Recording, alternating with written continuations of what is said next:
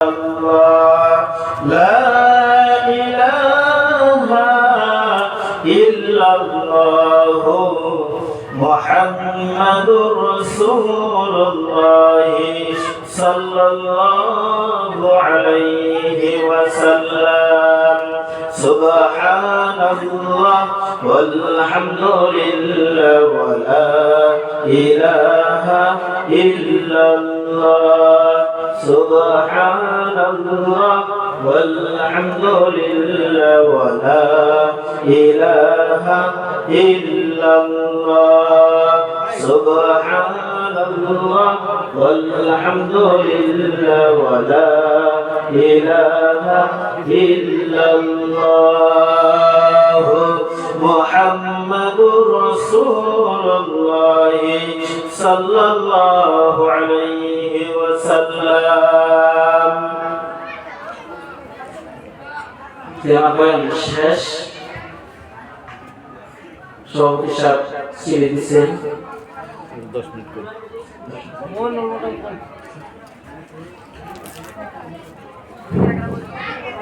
সবাই জোরে সবাই আল্লাহুম্মা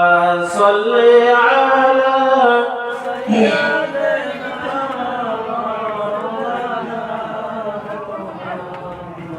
وعلى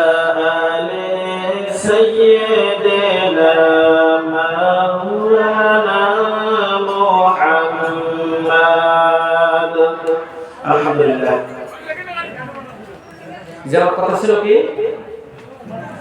কেমন করে জান্নাতমুখী হওয়া যায় মানুষ, কেমন করে কবরটা আমাদের জন্য আলোকিত হয়, সেই ফিকির নিয়ে আজকে এই ধর্মসভা। আমার বন্ধুগণ, মহান রব্বুল আলামিন কোরআনুল কারীমে জানিয়ে দিলেন কোন মানুষ যদি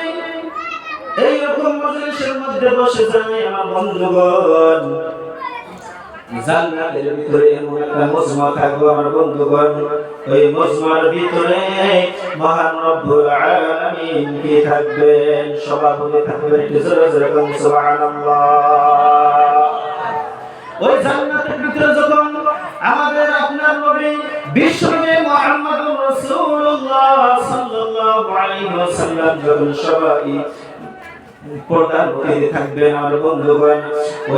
ওই পর্দার মধ্যে যখন ভাষণ দিবেন সমস্ত মানুষ শুনতে থাকবে। তখন সমস্ত মানুষ আল্লাহ রাব্বুল আলামিনকে দেখে বেহুশ হয়ে যাবে, একটু জোরে জোরে সুবহানাল্লাহ। জান্নাতের মধ্যে কত আরাম আয়েশ, ওই জান্নাতের ভিতরে কি থাকবে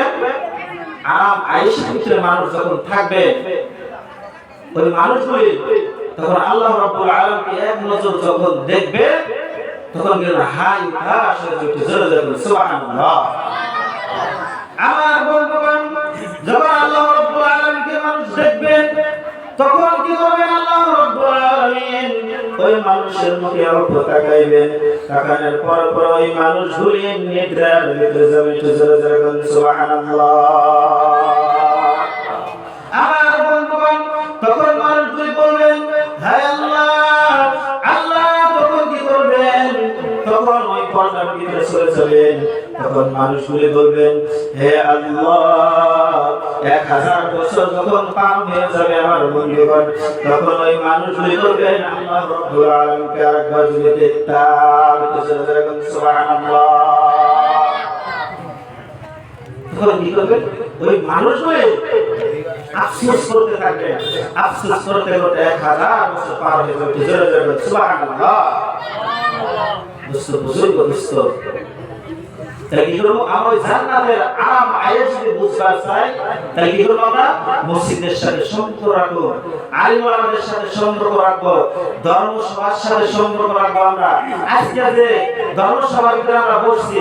এইভাবে যদি বসি আমরা, তাহলে জান্নাত করা জুলুম আছে বুঝতে। আমরা যেরকম ভাবে জান্নাতের ভিতরে বসবো, এইরকম ভাবে যেরকম ভাবে আমরা এখানে বসছি, এরকম ভাবে মানুষ জান্নাতের ভিতরে বসে থাকবে। সুবহানাল্লাহ।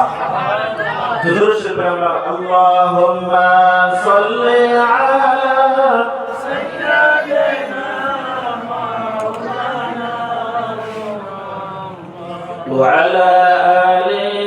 سيدنا مولانا محمد আমাদের সম্মুখে আপনাদের সম্মুখে যাই কিছু বললাম নিজের ছেলে নিজের ভাই হিসাবে নিজের নাতি হিসাবে দেশের ছেলে সন্তান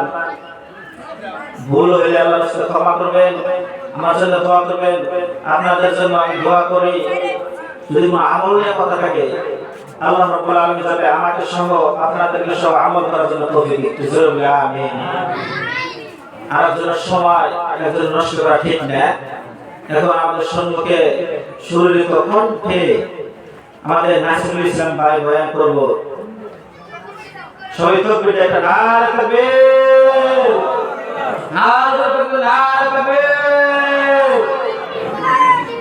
আমার সহি বক্তব্য আছে